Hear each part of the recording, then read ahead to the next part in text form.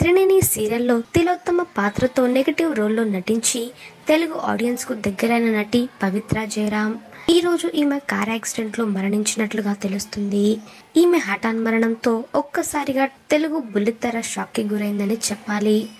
తిలోత్తమ ఈ పాత్రతో తెలుగు ఆడియన్స్ కు దగ్గరైన నటి పవిత్ర జయరాం ఇక లేరు. అవును, మీరు విన్నది నిజమే.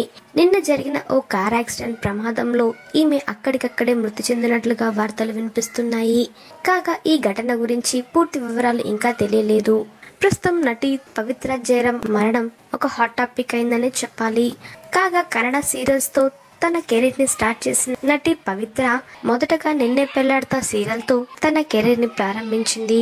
ఆ తర్వాత కొన్ని సీరియల్స్ లో నటించి మంచి కాగా ఈమెకు ఒక కూతురు ఒక కొడుకున్నారు.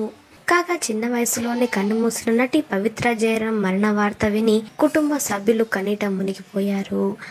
ప్రస్తుతం ఇది కాస్త నెట్టింట వైరల్ అవుతుంది. తప్పకుండా చూసేయండి. ఈ మరిన్ని లేటెస్ట్ అప్డేట్స్ కోసం మాట ముచ్చట ఛానల్ ని తప్పకుండా సబ్స్క్రైబ్ చేసుకోండి. అలాగే పక్కన కనిపించే బెల్ బటన్ ని క్లిక్ చేయడం మర్చిపోవద్దు. Thanks for watching this video.